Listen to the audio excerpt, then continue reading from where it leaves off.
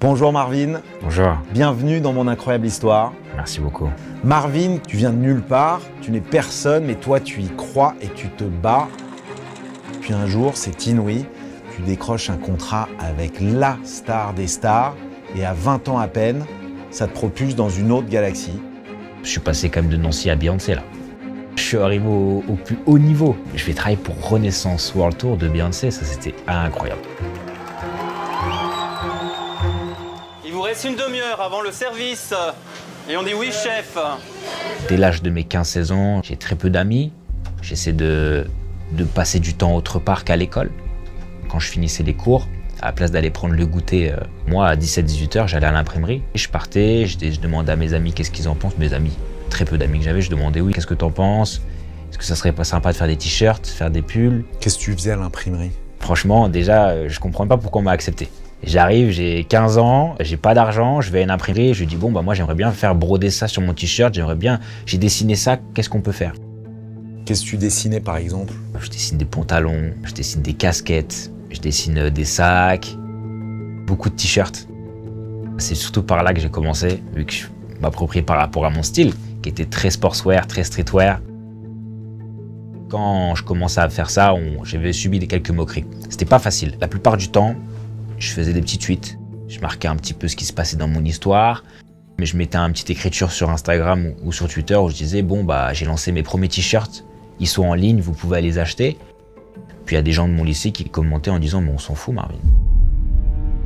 Personne n'y croyait, même moi encore moins. Puis je me dis mais est-ce que je suis vraiment dans la bonne voie? Est-ce que je continuerai pas plutôt l'hôtellerie, faire ma bouche et puis c'est tout quoi. Personne ne voit que je m'intéresse pas à l'hôtellerie, que j'y suis parce que je dois y être, que je dois faire un cursus scolaire. Personne ne réagit vraiment. C'est hyper compliqué d'en parler. Il n'y a rien qui te ramène directement à la mode, à cet univers finalement. Ce qui t'a permis de croire que c'était possible. Il y avait ma grand-mère et mon grand-père, du côté de ma mère. Ils ont travaillé pour Adidas. C'était des ouvriers? Oui, c'était des ouvriers. Voilà, des couturiers, des mécaniciens. C'est surtout ceux qui font l'assemblage en fait du produit. Tout est déjà réalisé, c'est juste qu'il faut surtout assembler les produits, assembler les matières, coudre voilà ce qui va avec. Ça m'inspirait beaucoup. C'est un monde qui est un peu inaccessible. Travailler pour quelque chose que tu achètes, c'est fou déjà. Toi, t'as essayé plus jeune de fabriquer des baskets justement? Ouais, trop nul. Non? Ah non, en fait, dans la main d'œuvre comme ça, moi je me considère surtout comme un designer. Je dessine surtout. J'imagine plein de choses. Mais en fait, je vais réaliser un dessin et à la fin, je me dis mais ça, faut que je le rende réel. C'est là où je vais commencer à chercher des tissus. Je commence à aller chercher un atelier. En fin de compte, je me considère comme un designer, mais un entrepreneur surtout.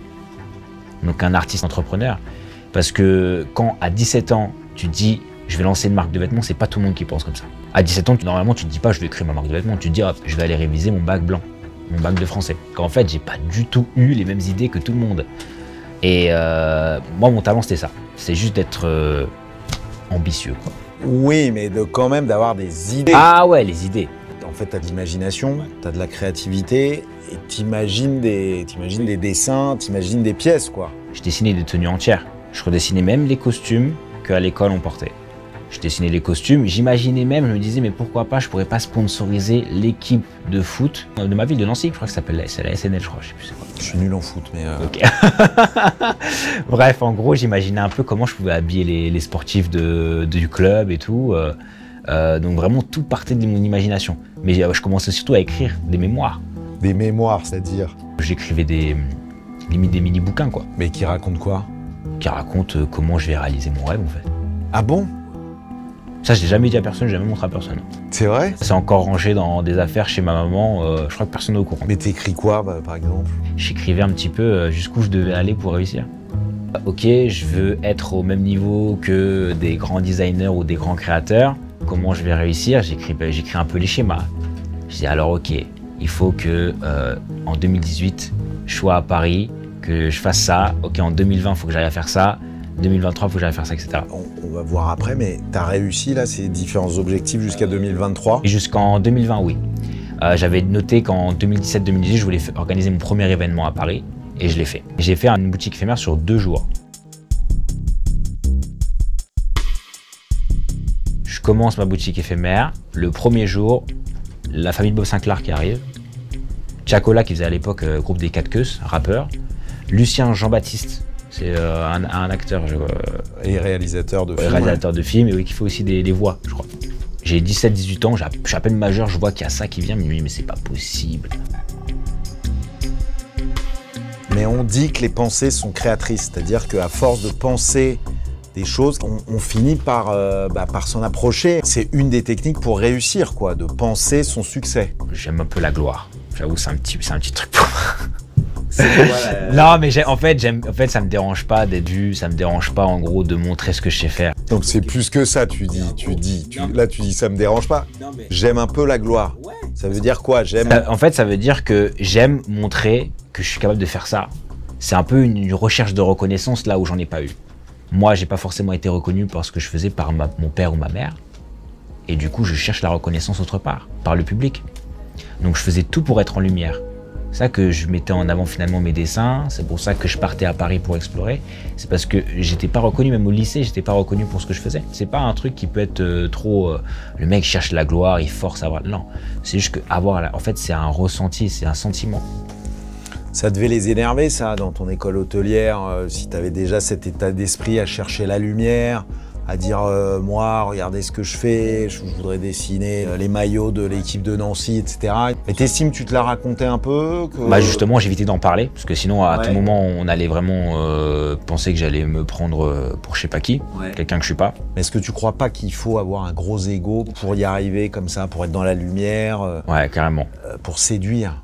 Ah oui, je pense, il faut viser plus haut que ce qu'on pense, hein.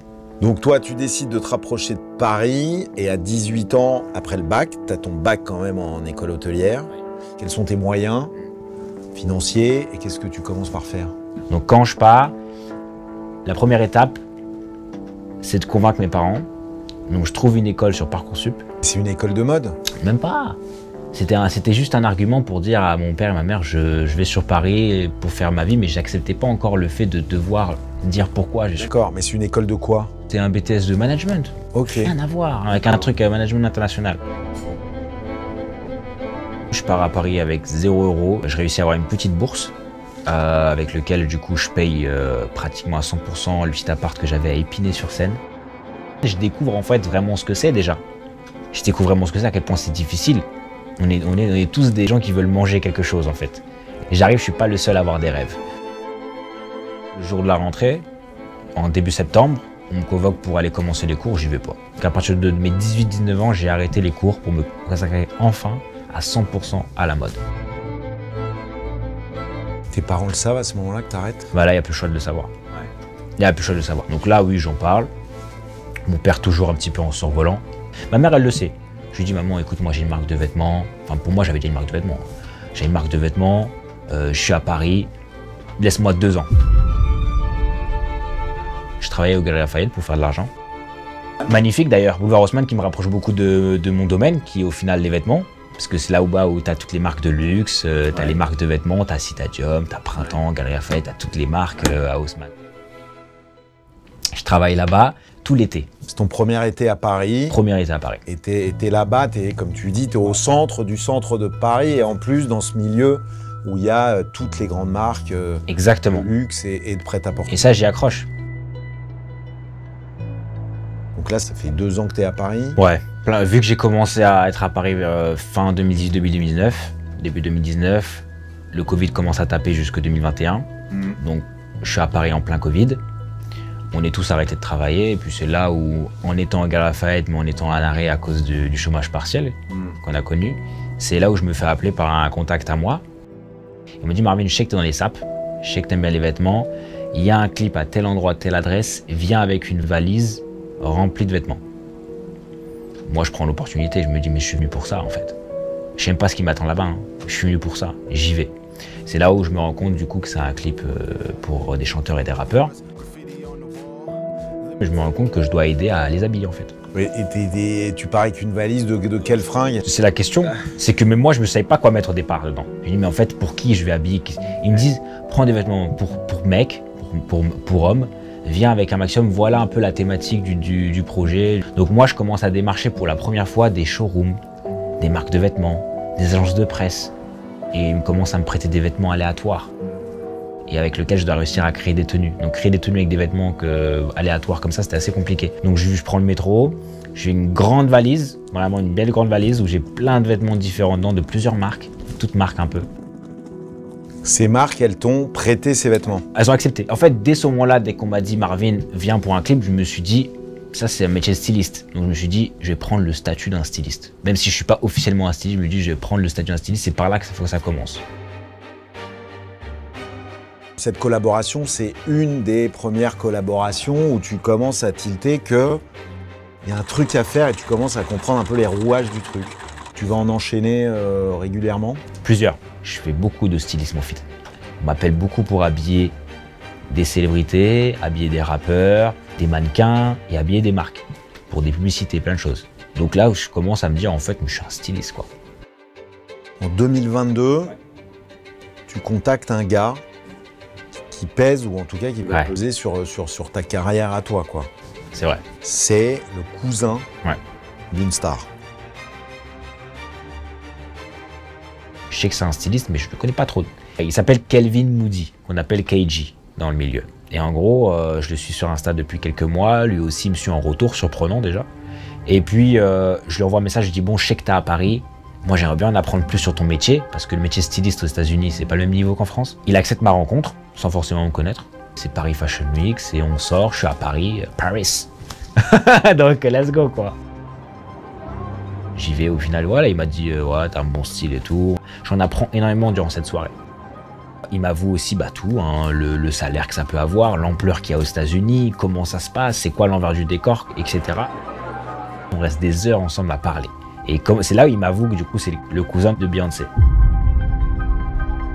Je finis le rendez-vous avec lui, on se dit bon ok vas-y, thank you, bye bye.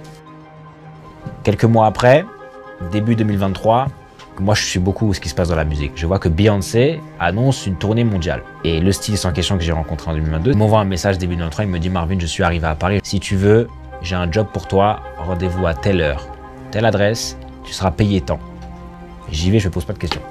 Tu captes là? Pas encore vraiment. Non? Pas vraiment. En fait, je savais très bien que pourquoi il était venu, c'est surtout pour travailler avec Beyoncé. Mais je ne savais pas quelle mission j'allais faire. Ni moi à quoi j'allais servir. Donc je reçois le message là vers minuit, le lendemain je devais y être pour 10h, 11h, et je me retrouve à la Défense Arena, privatisé à 100% pendant un mois pour Beyoncé. Je rentre dans la Défense Arena, je croise un staff de 300 personnes, je suis le seul Français. Du coup quand je rentre, je prends toutes les émotions, elles sont en moi. Je garde tout pour moi, je peux pas prendre de photos, je peux pas immortaliser le moment, je garde tout pour moi et c'est trop dur. Je me rends compte que je vais être styliste parce que c'est mon job. Et lui, il sait que c'est mon job. Donc, tu es styliste là pendant un mois? Pendant quelques semaines, durant la préparation de la tournée. Alors, c'est quoi le travail? Le travail, c'est tu prends soin des vêtements, tu repasses les vêtements, tu construis les tenues, tu déballes des vêtements, tu reçois des vêtements, tu reçois de toutes les marques. Hein. Louis Vuitton, Alexander McQueen, Tiffany & Co, Jacquemus, Chanel, toutes les marques. Toutes les marques que tu peux penser veulent travailler avec Beyoncé, donc tu reçois énormément de marques, énormément de chaussures, parfois 2-3 paires de chaussures qui sont identiques, c'est juste la taille qui change. Donc toute ta journée, tu passes à trier des vêtements. À trier et à faire des propositions d'assemblage, etc. Ou... On est une équipe de 8 stylistes. Moi, je suis l'assistant de KG. Moi, je suis là vraiment pour faire en sorte que tout se passe bien et que lui, lorsqu'il va habiller Beyoncé, tout soit nickel. Qu'est-ce que t'adores là?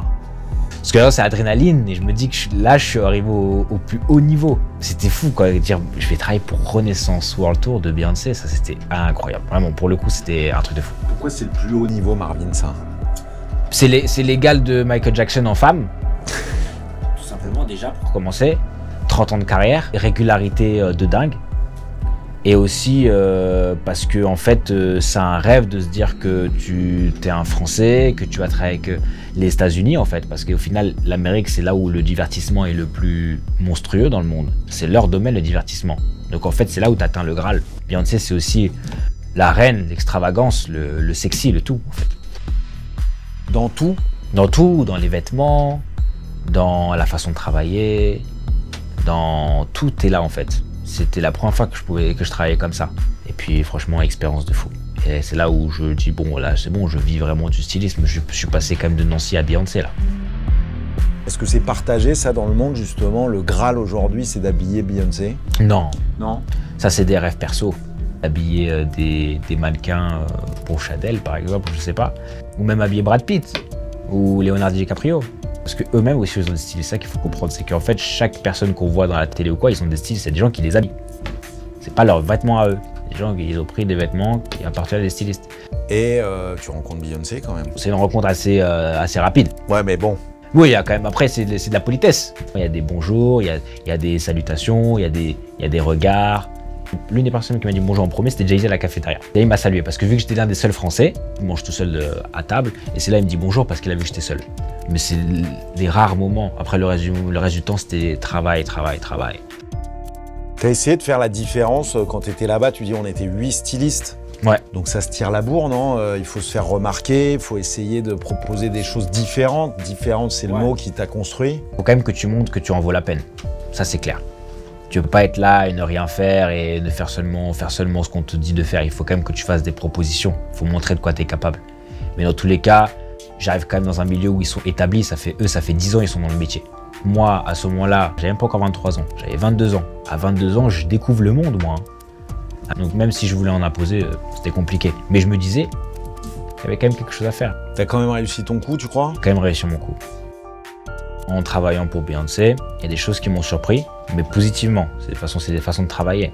C'est qu'en effet, elle a une silhouette, elle a un sosie, entre guillemets, qui correspond à sa silhouette, à son physique. Pas forcément, ouais, voilà, tout, exactement la morphologie. Pas forcément le visage trait par trait, mais de loin, tu te dis, ah, c'est pas Beyoncé. Et du coup, qui faisait tous les essayages pour elle. Parce que Beyoncé n'a pas forcément que ça à gérer, il y a plein de choses à faire. C'est quand même une organisation globale. Il faut qu'elle connaisse toutes les chorégraphies, il faut qu'elle répète ses musiques, il faut qu'elle puisse danser, il faut qu'elle puisse se changer 7 fois sur scène. Il faut qu'elle puisse faire des répétitions, installations, enfin, il y a plein de choses à faire, tellement de choses à faire. Donc ouais, ça c'était le truc qui m'avait le plus marqué jusque là aujourd'hui dans ma carrière, c'est le fait d'utiliser un sosie pour essayer les vêtements, quoi. Ça c'est fou ça.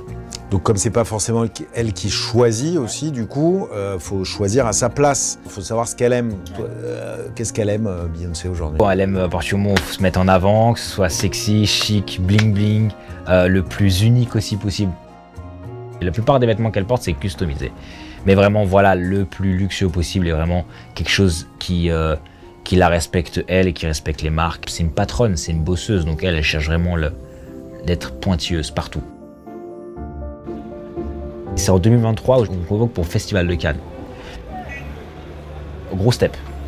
Il fallait que j'habille une actrice, et une actrice et mannequin, et un producteur indien de films. Et du coup, pour passer le tapis rouge, il fallait que je les habille. Je me suis dit, mais qu'est-ce que je fais là? On me paye mon logement, on me paye ma nourriture, on me paye le transport pour que j'habille quelqu'un. Pour moi, c'est infaisable. Comment ça, on me paye pour que j'habille quelqu'un? Je trouvais ça fou. J'ai dit, let's go en fait. Mais le métier styliste, pour moi, je commençais déjà à voir clair dans ce métier-là et à me dire que c'était aussi surtout un métier un peu de petit toutou. C'est un métier de riche. C'est un métier où tu es au service de quelqu'un, tu mets en lumière quelqu'un. Je comprenais tout de suite que j'allais pas me mettre en lumière moi en faisant un métier styliste, mais je kiffais. J'adorais. Parce que le métier de styliste, pour bien comprendre, c'est pas un métier de créateur. Tu mets quelqu'un en lumière et toi, tu t'effaces. Le styliste, il est connu souvent. Il y a des stylistes connus, hein. Ouais. Mais je sais ce que j'essaie de faire, justement, de pas vraiment rester dans l'ombre. Styliste connu, j'en connais, moi, ou non? Un styliste connu que vous pourrez connaître, non. Je suis pas sûr. Hein. C'est vrai que c'est pas. Après, il y a des stylistes que les gens ils vont dire ouais, mais si lui c'est un styliste. Non, il faut vraiment comprendre qu'il y a différents métiers. T'as directeur artistique, directeur créatif, styliste, designer, etc. Par exemple, Pharrell Williams, c'est un directeur créatif. D'accord. Mais les gens ils vont dire oui, mais c'est un styliste parce que les gens ne connaissent pas vraiment en fait les termes de la mode. Le styliste, il a un vrai impact sur la carrière des gens qui l'habillent. Le but, c'est de mettre en valeur une personne, de faire en sorte que son image soit belle. Toi, ton métier, c'est vraiment d'apporter le style. Tu as un conseiller image, comme Cordula. Elle fait du stylisme, elle rhabille les gens, c'est du relooking. Ouais. Donc, moi, je voyais ça déjà à la télé, moi, à l'époque, qui m'inspirait beaucoup. C'est ton modèle? Non! Mais c'est vrai que j'aimerais bien être à sa place. M6, si tu nous entends, et Christina Cordula, si tu veux prendre ta retraite. Si elle veut, voilà, quelqu'un qui veut prendre le relais, je suis chaud. Vraiment. Mais c'est un métier de kiffant, c'était vraiment dans le backstage. C'est la kiffance, mais en même temps, tu me dis, mais c'est un truc de toutou. Donc en fait, aujourd'hui, t'en es où? Tu veux plus être styliste? Si. Si. Je suis hyper content de ce que je fais. C'est un métier de passion. Mais du coup, pour en revenir au Festival de Cannes, pour moi, c'était une opportunité de fou. Comme tu deviens un styliste, tu te dis, il faut que j'apprenne l'anglais. Parce que t'es pas bon en anglais, j'imagine, à ce moment-là. Et tu te dis, mais dans ce milieu-là, il faut parler anglais. Il n'y a pas le choix. Comment tu fais alors? Je commence à discuter avec des anglophones sur les réseaux sociaux, je leur parle, je dis comment tu fais ça, ok j'aime bien ton style, j'écris tout en anglais en essayant de ne pas utiliser les traductions et tout. Je leur parle. Je parle vraiment virtuel, je parle aux gens. Et jusqu'à aujourd'hui, là où je suis bilingue, et ça me sert, c'est grâce à ça que j'ai pu avoir certaines opportunités. Une de tes qualités, on parlait de ton esprit créatif, mais aussi c'est le culot et la tchatche, quoi. J'ai quitté Nancy pour aller à Paris, c'est pas pour être timide. Non mais c'est impossible. Donc moi, j'y allais quoi. Je parlais, et je parlais comme ça, sans vergogne, je crois que ça se dit ça. Sans vergogne. J'y allais, je parlais. Et c'est comme ça que même mon père un jour, il m'a dit il n'y a pas si longtemps que ça, et qui me dit Marvin, comment tu fais pour parler anglais alors qu'il y a 3 ans de ça, tu parlais pas un mot anglais. Je me dis mais papa, écoute, je suis un gars sociable. Non mais en vrai, je suis sans vergogne. Non mais en vrai, j'y suis allé vraiment hyper sociable. Ça, c'est un de mes atouts. C'est vrai que c'est un bel atout. Aujourd'hui, là, tu es devenu un pro de la mode. Ça veut dire que tu as le flair pour la tendance actuelle. J'espère. T'espères, mais tu fouilles partout. Tu es beaucoup sur les réseaux. Je sais pas, tu regardes les gens. À l'affût un maximum, moi. Comment tu fais pour t'inspirer? Et est-ce que tu peux me dire, la tendance actuelle, elle va vers quoi là? La tendance à venir, c'est je pense que les gens maintenant, ils se préoccupent plus trop de savoir si ça plaît ou pas. Les gens, ils veulent s'habiller dans le confort, dans le plus efficace possible. Et on n'a pas tous les moyens, donc les gens, ils achètent des choses intemporelles. Ça va vers ça, en fait, l'avenir. Tu parles pour moi, quoi. Une paire de baskets simple. C'est ton personnage. Ouais, enfin c'est simple. Je sais pas du tout comment mêler des accessoires, des machins. Ah, il faut oser. Il faut oser. Si tu ne oses pas, c'est mort d'avance. Quand même accepter d'être, comme tu dis, différent. Un jour ou l'autre, de toute façon, il faudrait y passer. C'est pour ça que moi, vu que j'y suis passé très tôt, maintenant, bah, c'est bon. En fait. On te taillait un peu sur tes tenues et tout. Bah, de toute façon, comme tout enfant se fait critiquer de toute manière. Voilà. Après, bon, voilà, comme j'ai dit, je suis pas à plaindre. J'ai pas du tout vécu une enfance malheureuse, faut pas inventer des choses, mais vraiment, j'ai vécu plein de choses qui font que ça m'a forgé pour maintenant oser en fait. Je suis pas la personne, par contre, je suis pas la personne qui connaît le plus la mode, ni la personne qui s'habille le mieux, mais je suis quelqu'un qui se sent libre. Et le plus important dans la mode, c'est se sentir libre.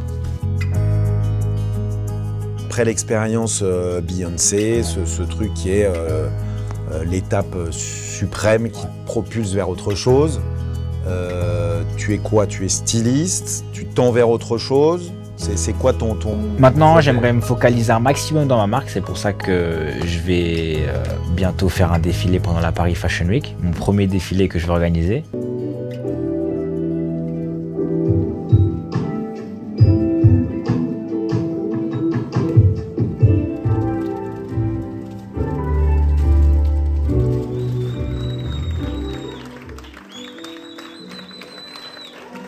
Et maintenant, je veux surtout me considérer comme un directeur créatif aussi, directeur artistique. Du coup, je suis capable de tout faire. D'être designer, d'être styliste, d'être auto-entrepreneur et d'être créateur. Donc, pour bien comprendre sur la Fashion Week, c'est quoi? C'est imaginer le défilé, ouais. Le défilé, les vêtements qui seront portés, mais avec tes créations? Ouais, là pour le coup, c'est avec mes créations. C'est quoi le nom de ta marque? C'est MCD, c'est mes initiales. Et en fait, ça permet juste d'être authentique. Donc, c'est du prêt-à-porter, là. Et c'est quoi, là? L'univers, c'est plus streetwear, sportswear. Au final, c'est un peu un retour à l'enfance. Les couleurs, les formes, c'est quoi? C'est masculin, déjà? C'est un peu mixte. Masculin et féminin. Pour la Paris Fashion Week, c'est la première fois que je vais faire de la femme. Donc là, je vais créer des vêtements pour femmes. Ben, je suis super content que tu sois venu, que tu nous racontes ton histoire, où vraiment j'ai l'impression que tu es parti avec peu de chance, mais que tu te les aies données au fur et à mesure et que tu continues. Et c'est assez incroyable ce parcours où où tu réussis à aller vers quelque chose que tu as imaginé, une réussite. Tu n'avais pas forcément rêvé Beyoncé, mais c'est le plus beau et le plus grand que tu pouvais imaginer. J'imagine que tu as plein de rêves encore aujourd'hui. Et si on doit te souhaiter une chose là pour l'avenir, pour les 2-3 ans à venir, c'est quoi? Le bonheur et voilà, la régularité. Le bonheur et la régularité, bon, c'est simple, c'est pas trop audacieux. C'est pas trop, hein. Là, j'ai pas trop demandé, hein, c'est vrai. Et merci, hein, vraiment. Merci beaucoup pour l'invitation, merci pour tous et pour l'équipe. C'était un super moment, j'ai adoré. Merci Marvin. Vraiment. Merci Jean-Charles. Ok. Ok. Ouais. Bon, bah, je crois que là... Ah, mince.